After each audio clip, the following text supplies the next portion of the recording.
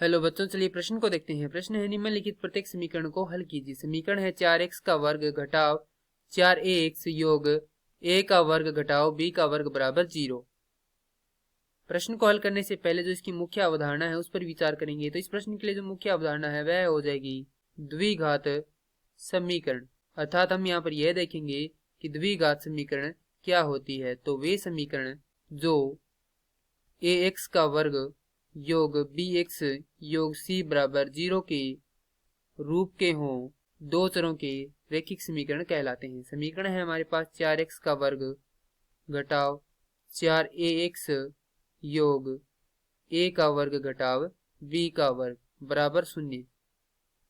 अब हम इस समीकरण को श्रीधराचार्य सूत्र से हल करेंगे। तो श्रीधराचार्य सूत्र होता है x बराबर ऋणात्मक b। चूंकि यहाँ पर क्या है, जो छोटा b है वह लिया गया है, इसीलिए हम यहाँ पर जो सूत्र के सभी अंक अक्षर हैं उनको हमें बड़े शब्दों के रूप में लेंगे। तो ऋणात्मक b धनात्मक ऋणात्मक वर्गमूल b का वर्ग घटाव 4 गुणा ac बटा 2a।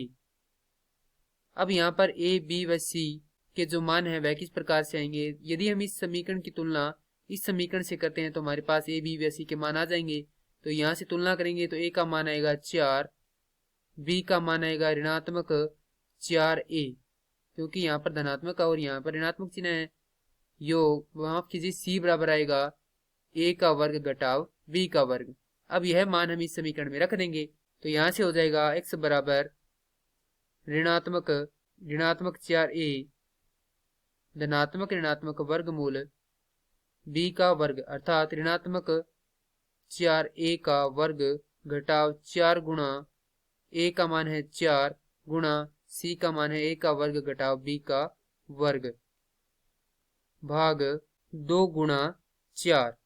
x बराबर यहाँ से हल करेंगे तो प्राप्त होगा 4a धनात्मक ऋणात्मक वर्गमूल 16a का वर्ग घटाव 16a का वर्ग योग 16b का वर्ग भाग यह हो जाएगा 2 गुना 4 अर्थात 8।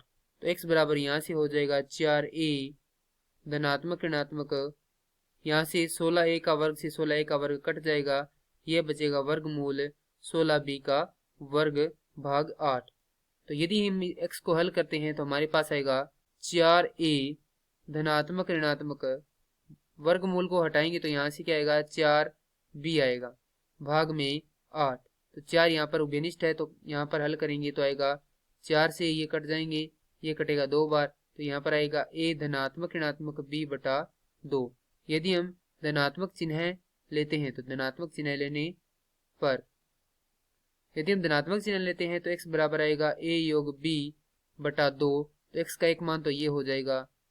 यदि हम ऋणात्मक चिन्ह लेते हैं तो यहाँ पर लिखेंगे ऋणात्मक चिन्ह लेने पर, ऋणात्मक चिन्ह लेते हैं तो x बराबर यहाँ से आ जाएगा a घटाव b बटा 2। तो x के जो दोनों मान है वो हमें प्राप्त हो चुके हैं और यही क्या इस समीकरण के हल है। मैं आशा करता हूँ कि यह प्रश्न आपको समझ में आया होगा। धन्यवाद।